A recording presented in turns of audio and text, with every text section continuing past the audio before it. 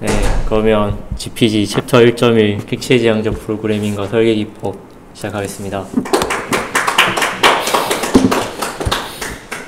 챕터 1.1에서 제일 중심으로 생각하는 게 객체 지향적 프로그래밍인데, 여기서 하는 이야기에서 제일 큰 게 C++이 기능이 엄청 강력하고 설계를 잘하면 엄청 좋은 언어지만, 잘못 설계된 C++ 코드 같은 경우에는 잘못 짠 C 코드보다 못하다고 그 부분을 가장 강조를 하더라고요.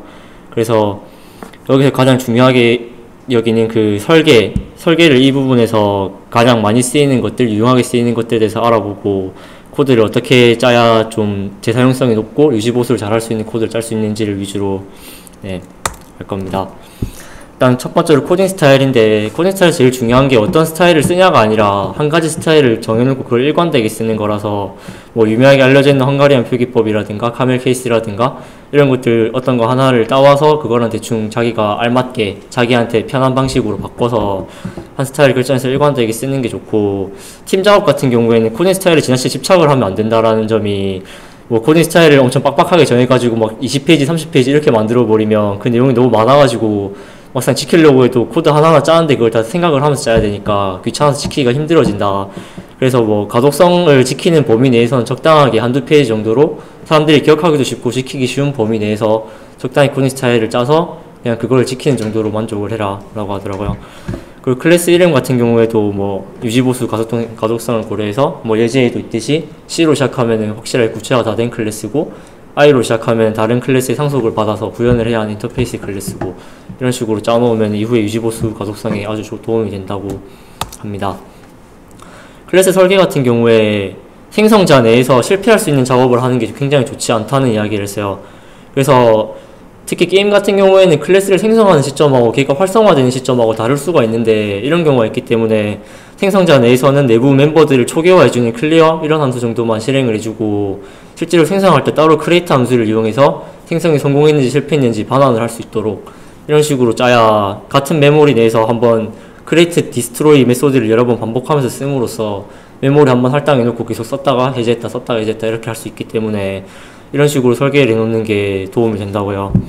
그리고 또 강력화에 따른 함수 이름 통일시키는 게 개발팀에 도움이 된다. 이거는 뭐 클리어면은 다 뭐 초기화시킨 함수는 전부 다 클리어로 다 이름을 통일을 하고, 업데이트 함수도 다 이름 똑같이 통일을 업데이트로 해놔야 이게 전체적으로 개발에 도움이 돼서 이런 식으로 짜놓는 게 굉장히 좋다고 합니다.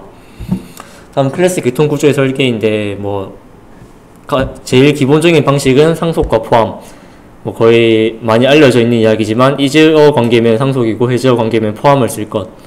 그래서 예제에서 뭐 클래스 티코 이즈어 타입 오브 클래스 카, 티코는 차의 한 종류니까 이 관계가 성립하므로 티코라는 클래스는 카라는 클래스의 상속을 받아야 되고, 또 밑에는 클래스 티코 이즈어 클래스 타이어니까 뭐 티코라는 차는 그 바퀴 타이어를 가지니까 해즈어 관계를 써야 한다.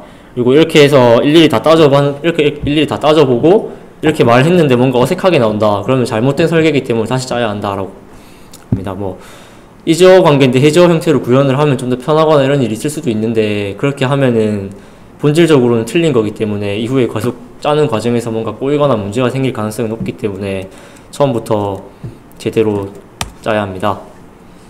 다음은 디자인 패턴인데, 디자인 패턴은 뭐 객체 지향적인 문제에서 여러가지 뭐 비슷비슷한 설계의 문제들이 다 있기 때문에 이런 특정한 일반적인 설계의 문제를 해결하기 위해서 방법을 만들어 놓고 그걸 이름을 붙여서 쫙 체계화해 놓은 걸 디자인 패턴이라고 하는데, 여기서는 제일 많이 쓰이는 4가지 패턴에 대해서만 알아보고 넘어가겠습니다.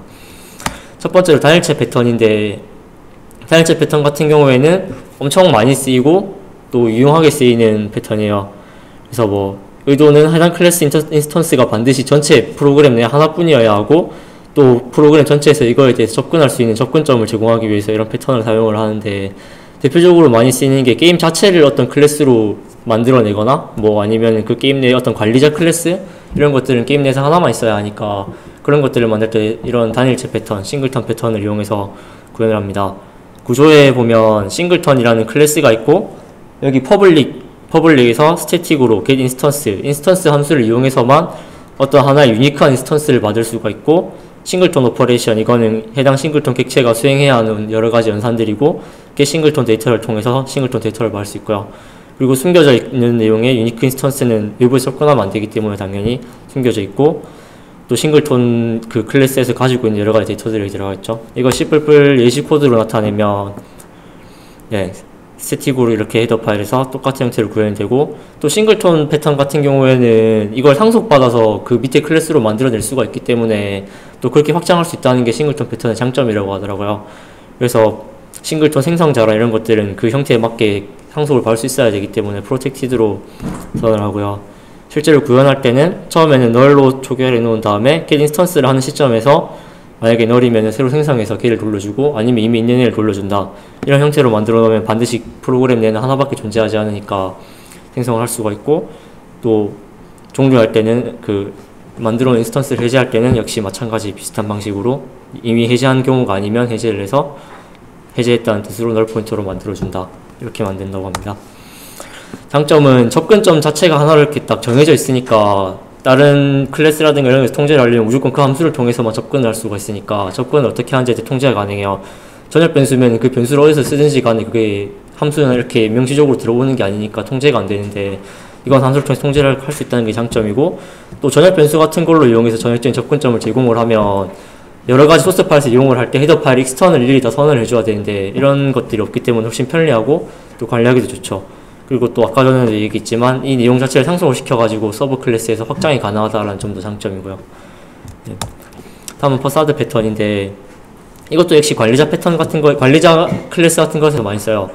그러니까 어떤 한 개의 서브 시스템, 그러니까 예를 들면은 뭐 오디오 이런 것들이 있다고 하면은 그 오디오를 다루기 위한 여러 가지 클래스들이 있잖아요. 그러면 그 클래스들이 전체 하나의 서브 시스템을 이루는데, 이 클래스 각각에 대해서 전부 다 서로 이렇게 참조를 해버리면 다 커플링이 일어나가지고 그거를 어떻게 관리하기 엄청 힘들어지니까, 이걸 커플링 최소화하기 위해서 퍼사드 클래스라는 걸 하나를 만들어서 그 서브 시스템 내부에서는 전부 다 퍼사드 클래스와 통신을 하고, 퍼사드 클래스를 통해서만 다른 서브 시스템과 통신을 할 수 있도록 이렇게 만들어 놓으면 하나의 서브 시스템 자체는 그 자체로 재사용성이 생기니까 커플링 같은 게 없기 때문에 다른 데 그대로 가져다 쓸 수가 있잖아요, 서브 시스템을. 아까 전처럼 이렇게 엮여 있으면은 서브 시스템 1만 가져가고 싶어도 가져갈 수가 없는데, 여기는 이렇게 묶여 있으니까 재사용성이 훨씬 높아진다는 장점이 있어요. 네. 그래서 이 내부 서버 시스템 구성 요소도 퍼사이드 클래스를 통해서만 내부에 접근이 가능하기 때문에 내부에 있는 구성 요소에 대해서 보호를 할 수가 있고, 또 내부에서 또 확장이 일어날 때도 서버 시스템 내부에만 확장이 일어나고 외부에서는 여전히 퍼사이드 클래스를 통해서만 통신을 하기 때문에 내부에 어떤 확장을 할 때도 훨씬 편리하게 할 수가 있어요. 그리고 밑에도 뭐 의존성을 줄여서 재사용성을 높일 수 있다는 것도 장점이고요. 다음은 상태 패턴인데, 네, 게임 내에서는 뭐 여러 가지 상태가 있잖아요. 게임이 현재 모드가 어떤 모드냐라든지, 뭐 AI가 뭐 현재 공격하는 상태라든지, 아니면 중립 상태라든지, 이런 수많은 상태들이 있는데 이것들을 적절하게 관리해서 행동을 변화시킬 수 있게 하기 위해 상태 패턴을 써요. 그러니까 이 개념에서 제일 중요한 게 스테이트 매니저라는 클래스를 통해서 상태를 바꾸고 상태 접근을 해서 행동을 해요. 그리고 실제로는 이 내부에 베이스 스테이트, 어떤 특정한 기본적인 되는 스테이트 형태가 있고 그걸 상속받은 스테이트들이 있거든요. 이 스테이트들은 전부 다 싱글톤으로 구현되어 있어요. 그러니까 이 인스턴스를 받아와서 베이스 스테이트, 이 스테이트가 M 스테이트, 얘가 스테이트 1 아니면 스테이트 2 아니면 스테이트 3, 세 개 중에 하나의 인스턴스가 되는 거죠. 그러면 이 M 스테이트가 가리키는 게 현재 상태가 되는 거예요. 그리고 이 상태에서 펑션 1 함수를 호출을 하면 M 스테이트에서 펑션 1 함수를 호출하는 거예요. 그러면 현재 가리키고 있는 객체가 뭐냐에 따라서 구현되어 있는 다른 행동을 하는 거거든요. 이걸 예를 들어보면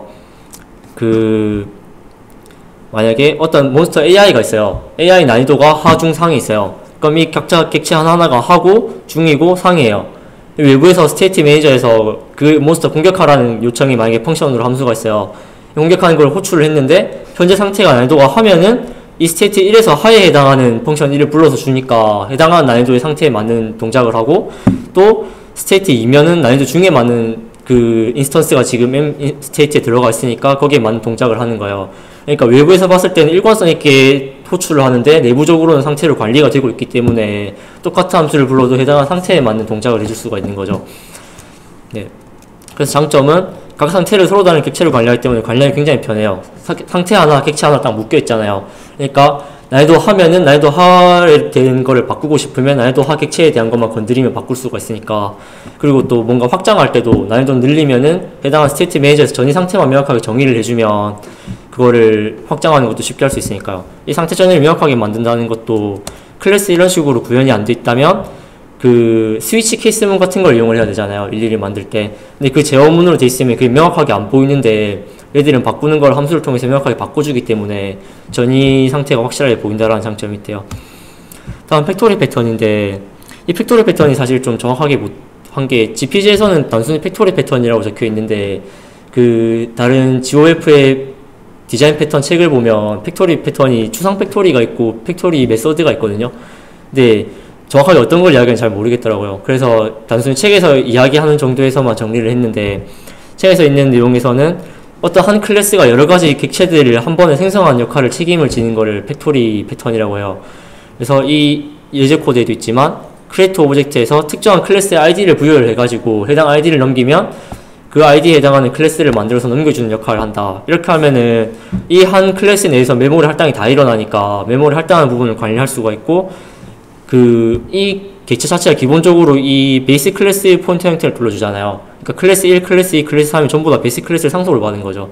그러니까 이런 식으로 하나의 똑같은 기반을 갖고 있는 그 여러가지 함수들을, 여러가지 클래스들에 대해서 그 다양한 종류 객체를 생성하는 거를 한 군데 묶어 놓은 게 팩토리 패턴인데, 이렇게 돼 있으면은 그 공통적인 처리하기 편하다는 점과 이런 각각에 대한 메모리 할당을 좀 쉽게 할 수 있다. 이게 장점이라고 되어 있는데, 사실 좀 자세한 내용을 더 알고 싶다면 좀 디자인 패턴 책을 좀 더 알아봐야 될 것 같아요. 이거는 약간 간략하게만 설명이 돼 있어서.